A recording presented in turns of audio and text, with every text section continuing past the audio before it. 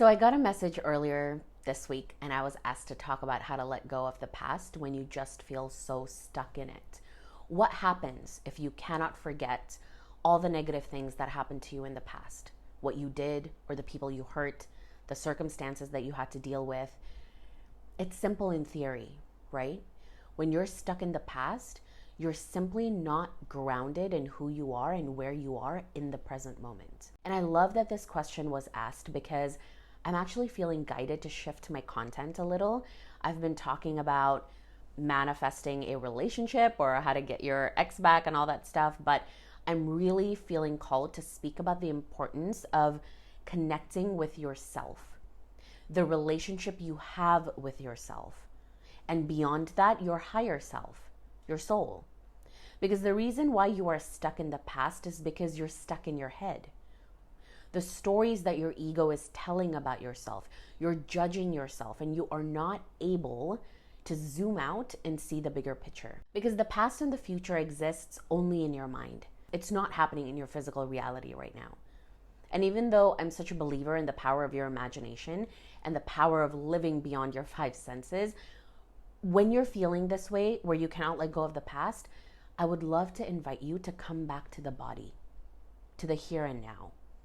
I encourage you to first be here. Be where your feet are, which means come back to the present moment.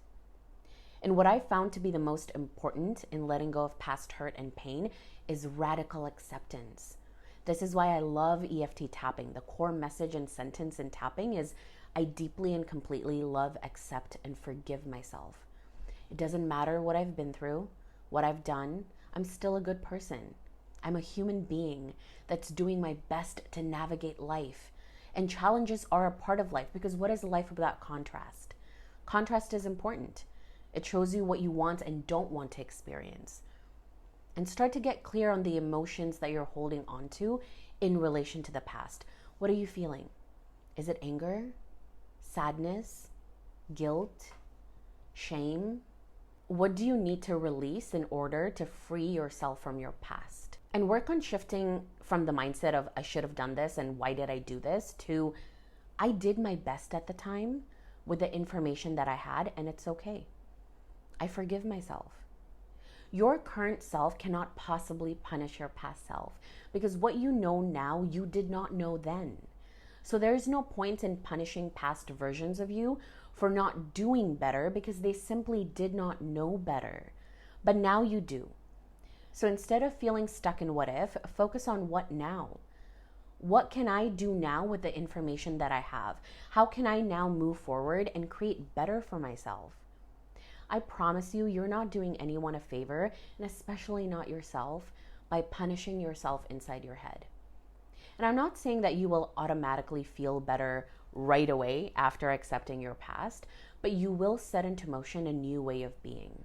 It takes practice, it takes patience, and it takes kindness and being so gentle with yourself. I hope that helps, but I really want you to be able to finally let go of judgment and past hurt and pain.